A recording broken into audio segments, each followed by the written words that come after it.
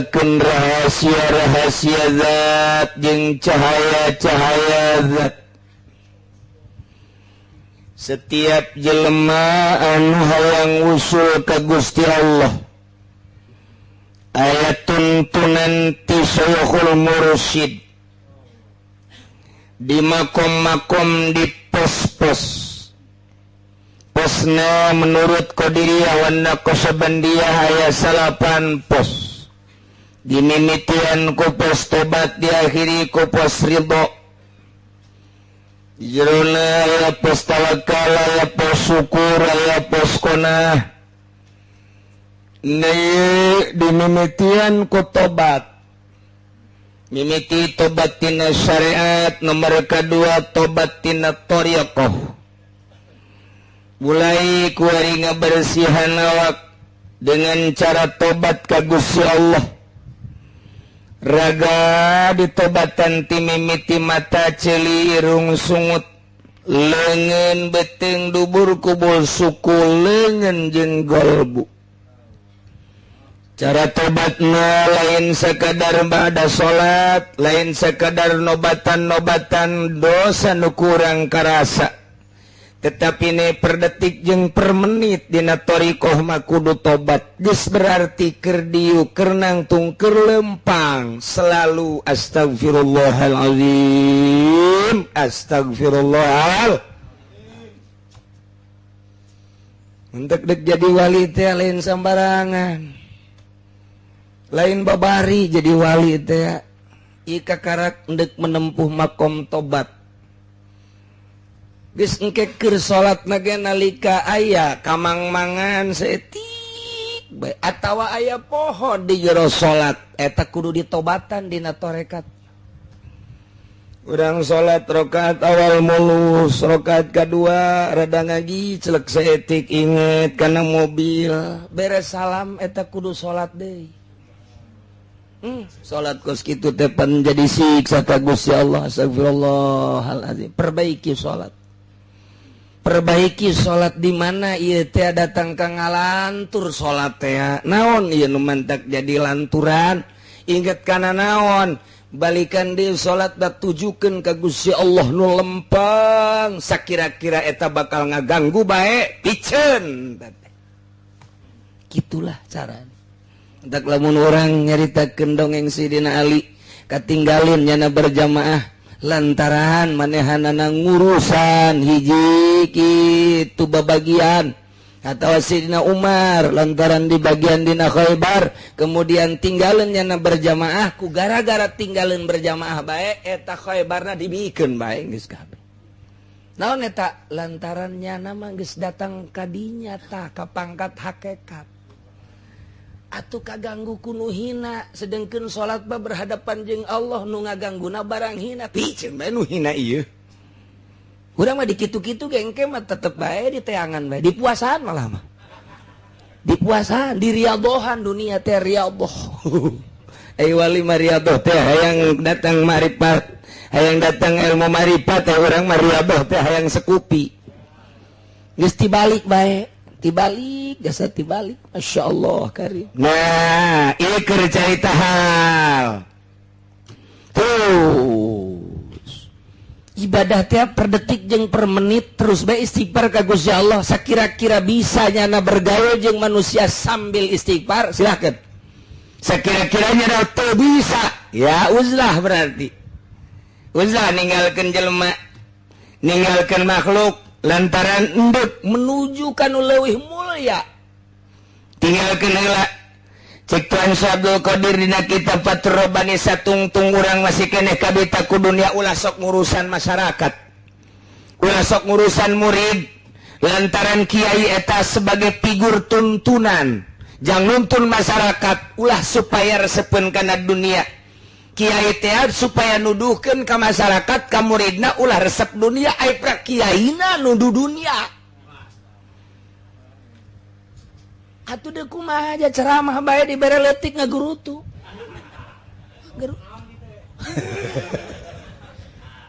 Dicoret gunyana moal deui-deui aing ka dinya. Bae aku bensin sakieu lecen. Emang kitu pod. jasa. Masya Allah, karim diondang ku bupati di amplopan letik ngagurutu. Ai endek sing lillahi ta'ala ulah sok ngagurutu. Tete lamun encan bisa ulah osok ngurusan masyarakat ceuk tu si Abdul Qadir. Engkena kaganggu atuh. Boro-boro deuk nyaangan batur horeng dirina ge kabalem.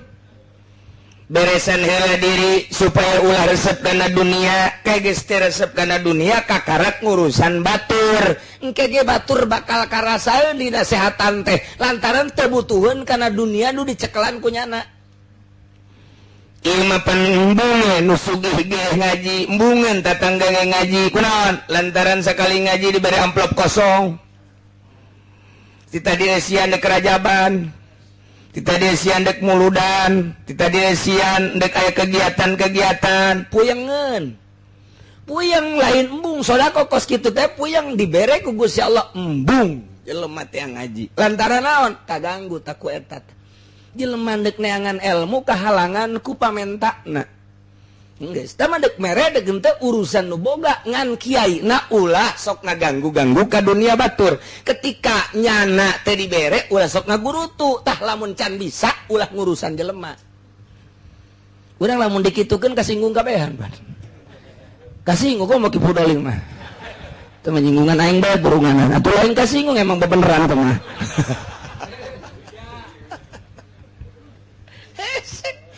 Lamun geus embung kana dunia nu aya di leungeun batur, silakeun cek Tuan Syekh Abdul Qadir ansrub ka masyarakat, bahkan wajib ngomean masyarakat supaya bisa wudu nu rapih, supaya bisa salat nu rapih, supaya bisa haji nu rapih, supaya bisa sedekah nu rapih lantaran di dirina geus rapih.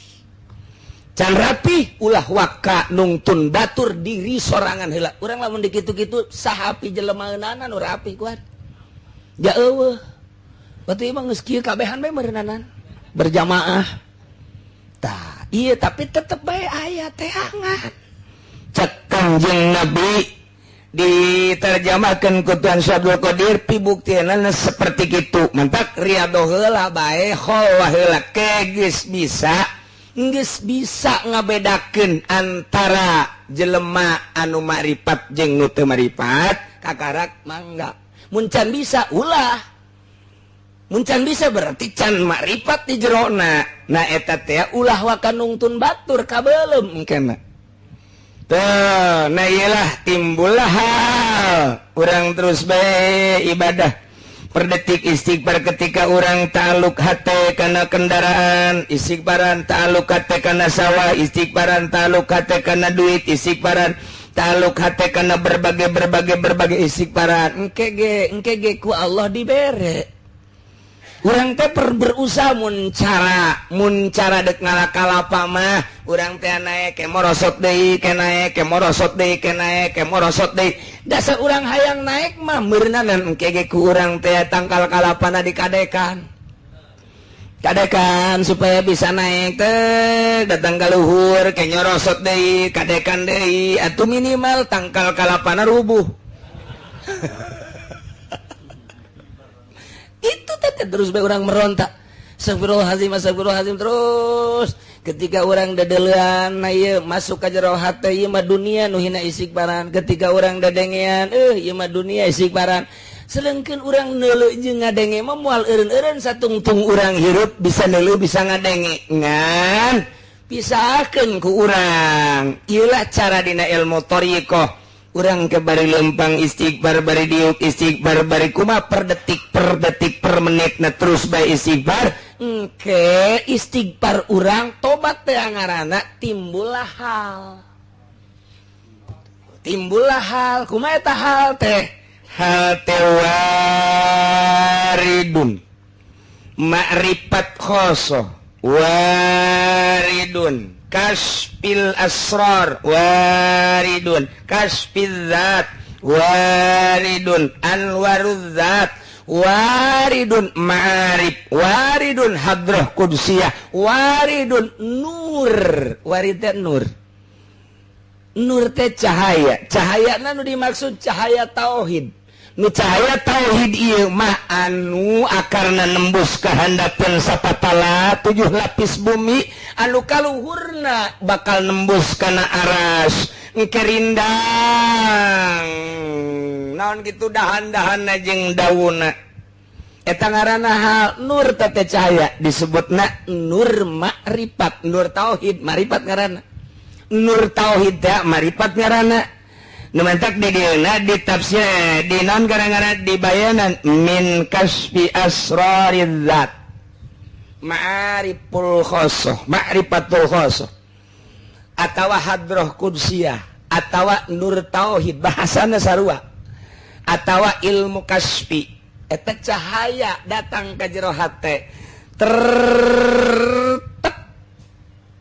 rahasia Allah mungkin keur lempang mungkin keur diuk mungkin keur ngedeng mungkin keur di jero mobil mungkin bae keur di hadapan Baitullah mungkin keur di makom Kangjeng Rasul mungkin keur salat mungkin bada salat mungkin memeh salat tergantung Allah nu merena ngageter ka jero hate teng asa aya Allah teh urang timbul isin eueuh nanaon di jero hate nu aya ngan Allah gerak urang gerak Allah denge urang denge Allah kicep urang kicep Allah nu ngagerakeun urang salat teh Allah sehingga boga rasa diri teh eueuh nu aya ngan Allah doang tidinya lah ngaranna hadrah qudsiyah ihal alhalu inda supiyah hal murwali supi waridun cahaya tauhid yaridu alal qalbi anu datang ka jero hate min kasfi asrari zat tina mukakeun rahasia-rahasia zat wa anwariha jeung cahaya-cahaya zat engke salat teh inget nanaon ngeunaheun salat teh qurratu aini fi salat ca Kangjeng Nabi ngeunah hese nyaritakeunana tah ngeunah eta mah sebab lain cara ngeunah ngadahar opor lain ngeunah cara ngadahar apel lain ngeunah cara numpakan jahe lain ieu mah lain ieu mah ngeunah sabulu-bulu ieu mah sabulu-bulu nikmat luar biasa ngadenge bahasa Allah teh ngeunah ngadenge Allahu Akbar teh ngeunaheun maca Fatihah teh nikmat maca subhana rabbiyal azim teh ngeunah boh urang nu maca boh ngadenge batur lain tergantung kangeunahan terhadap suara jeung makhraj lain tetapi teu merahasia Allah ketika urang dibukakeun ngadenge Al-Qur'an teh ngeunaheun jasa urang maca Qur'an teh keur salat nikmat jasa geus moal kahartieun ku batur lantaran salat teh geus teu bisa diudag sebab kebal teu karasa kebal nikmat luar biasa eta mah hese nyaritakeunana teh mah kos kitu mah ieu mah keur carita bahwa horenganan jelema kitu teh eta teh keur kadatangan waridun cahaya tauhid anu datang ka jero hatena sehingga poho kana dunia teh hina leutik di hate manehanana eueuh ta'aluk sebab ieu dunia bakal ditinggalkeun nu mantak Kangjeng Nabi mah di angsongan gunung Uhud yang berjuang teu hayang Sayyidina Ali matolak tilu salasan kitu keneh para wali-wali Allah man batur nyaritakeun dunia hina kunaon urang ngudag-ngudag satungtung urang encan teuresep kana dunia moal ngeunaheun salat wani sumpah moal ngeunaheun wajan teuing udeng-udengna bodas sagede bakul wa moal ngeunaheun bae palingnya biasa-biasa bae salat kenceng ku kencengna kendor ku kendorna laun ku launna buatannya na bae kumahanya ngeunah mah moal sebab moal kumpul antara cinta ka Allah jeung cinta dunia. Di mana cinta dunia cinta ka Allah moal. Di mana cinta ka Allah teh cinta dunia. Ketika geus cinta ka Allah eueuh cinta dunia dibere ku Allah lazat ibadah ngeunaheun. Tah ieu waridun ngaranna cahaya ye cahaya. Nah ieu ngaranna hal. Waridun cahaya ma'rifat. Cahaya tauhid nu mantak eta cahaya tauhid dibahasakeun akarna kasapatala datang ka 7 lapis bumi ieu rindangna kaluhur datang ka aras engke dahan-dahanna jeung daunna nutupan dunia jelema anu ngiuhan dirinya tiis. Jelema nu ngiuhan dirinya tiis di cahaya tauhid rindangna kaluhur datang ke aras engke dahan-dahana jeung dauna nutupan dunia. Jelema anu ngiuhan dirinya tiis. Jelema nu ngiuhan dirinya tiis di cahaya tauhid teh boro-boro nanaon geus amprokna ge geus ku tiis jasa. Komo ngadengekeun kana pituah-pituahna tiis bae geus lantaran naon lain bahasana tapi cahaya tauhidna. Ieulah makrifat waridun ta ieu keur carita waridun. Jadi ngeunaheun sebabnya na aya dina kangeunahan. Nancap kajorotanna sakira-kira di doser tetep bae nyana tetep Allah Allah Allah. Paehan Allah Allah Allah. Tembak Allah Allah Allah. Beres kopi siap. Bendera Golkar keluar. Mulai geus diumrohkeun siap. Wah wariduna leungit. Waridun leungit geus moal nyaman. Jelema anu masih kene kabongbroi ku dunia ketika datang anu mere dunia nyana narobah moal nyaman. Ketika aya caleg mere nyanana kabongbroi moal nyaman. Ketika aya calon bupati datang nyanana siap moal nyaman. Ketika aya calon gubernur nyanana siap ngabantu tapi asal dibere moal nyaman. Kuari siap-siap ye pilkada. Amari geus mere naon kana? Geus mere naon? Ngomong atuh. Bakal aya kiai nu diumrohkeun di Kabupaten Tangerang engke bakalna ku Zaki bakalna aya 100. Siap-siap. Siap-siap. Sanu dek daftar ngacung. Ngacung atuh sih oleh sini-sin. Aduh dia isin di imah henteu. Ya Allah, ya Rabbi. Nda ieu mah masalah teh mah kos kitu mah endek los ieu mah keur carita eueuh waridun berarti. Lantaran kabongbroi kuno kitu umroh mah umroh bae ngan henteu jadi kanikmatan. Haji mah haji bae ngan teu jadi kanikmatan. Tahajud mah tahajud bae ngan teu jadi kanikmatan. Duha mah duha bae ngan teu jadi kanikmatan lantaran ieu wariduna leungit. Sensitif teh mah waridun teh teu meunang kaganggu. Kaganggu ku ujub leungit, kaganggu ku ria leungit, kaganggu pokona mah ku panyakit-panyakit batin eta mah geus leungit bae. Leungit bae tah mah henteu disahan teu disan mantak aya anu ngarasakeun sajero salat doang di luar salat leungit. Aya nu ngarasakeun teh sajam sanggeus sajam leungit. Aya nu ngarasakeun sapoe sanggeus sapoe leungit. Ketika leungit teh ieulah hendak diayakeun ada di hese luar biasa. Ieulah waridun. Hal ngaran.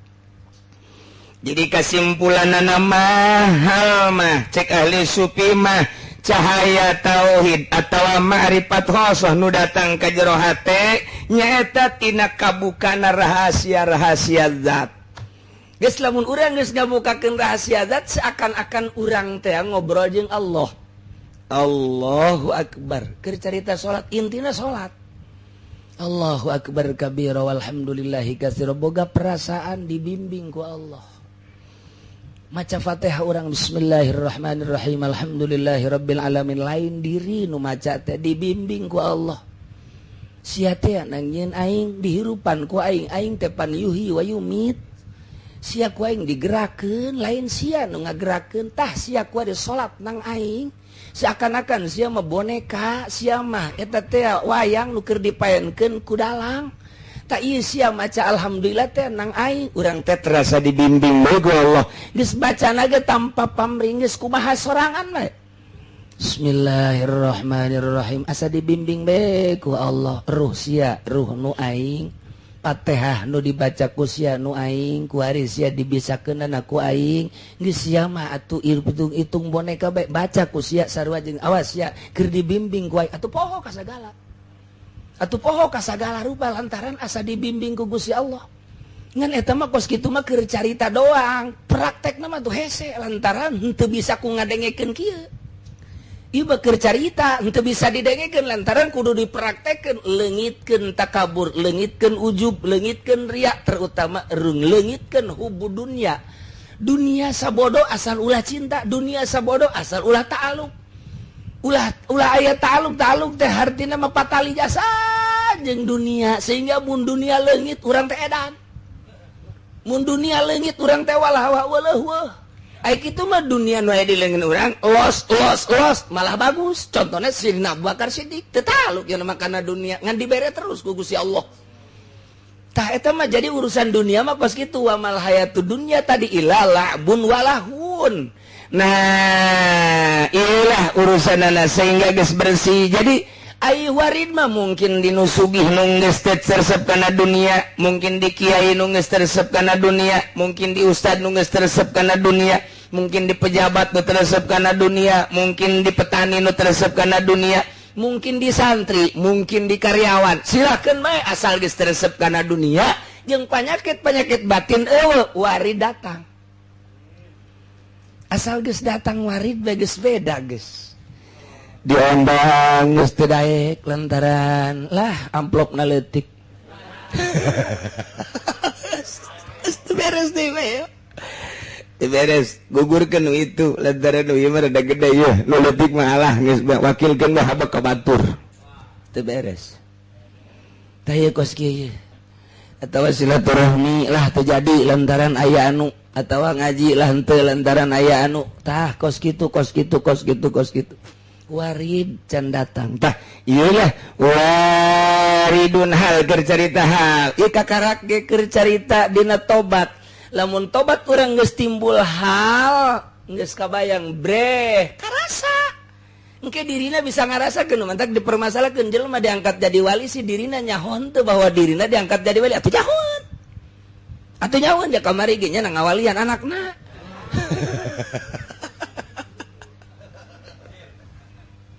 Karasa naon matak jadi karasa Kangjeng Nabi ge nyaritakeun jelema diangkat jadi wali karasa. Nah maka jeung karasa lantaran nyana engke bakalna doana diijabah ku Gusti Allah.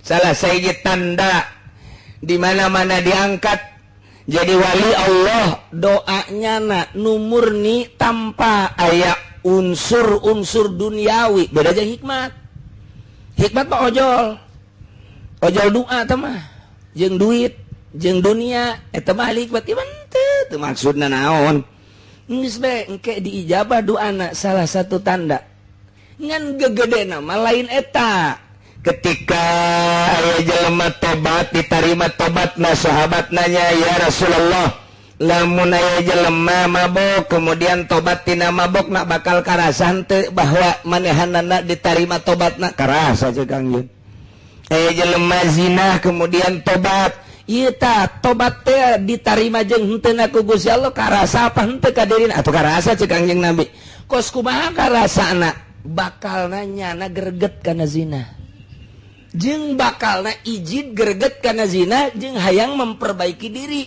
lamun dirina haju bagus berarti doana ditarima tobat teh ditarima eta salah satu tanda kos kitu bae nah kuari dijadikeun jadi wali karasa engke ngagelempeng sebab roh teh coplok tina awak lain roh boga perasaan lah sapira awak isuk page-toge di mana roh geus kaluar mah awak mah dibawa ka leuweung tapi roh nu bakal amprok jeung Gusti Allah anu bakal papanggih jeung Gusti Allah pertanggungjawaban teh pinuh ku roh sapenuhna tersedengkeun Allah nu kuari diibadahan teh urang di jero kubur ge Allah eta urang di akhirat Allah eta mun kuari geus wauh ka Allah di akhirat ge wauh kuari geus baripat ka Allah tuh di akhirat teh hehel tah atau di akhirat teh eta teu bingung teu naon lantaran kuarina geus wauh jeung Allah Allahna eta keneh nu mantak di jero kuburan Imam Sibawayh bisa nanya malaikat atuh geus wauh jeung Allah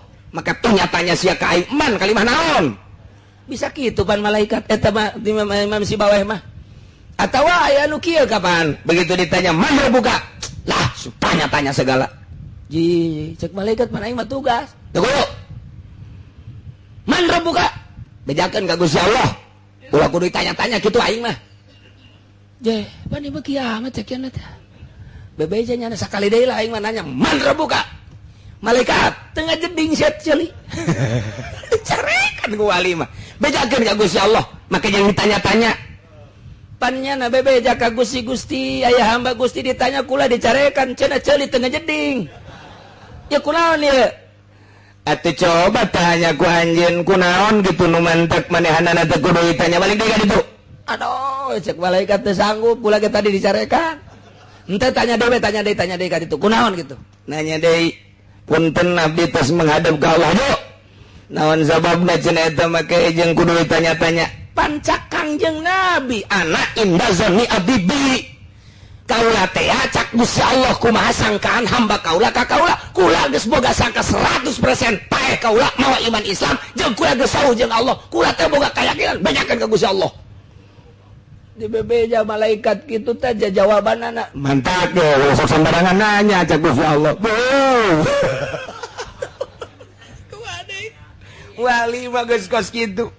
Masya Allah, mantap nih, kayak orang ngonpai gitu baik. Mana buka? Lah, pakai nanya-nanya. Ya, digenjar sokain. Ulah sembarangan. Nu geus eueuh jeung Allah jeung nuncan lain deui ke di jero kuburan anak. Nu madak macem-macem caritaan ahli-ahli Allah ketika dikubur. Engke ge di mahsyar teh beda-beda.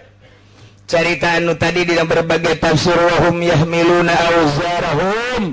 Jelema teh marawa dosa.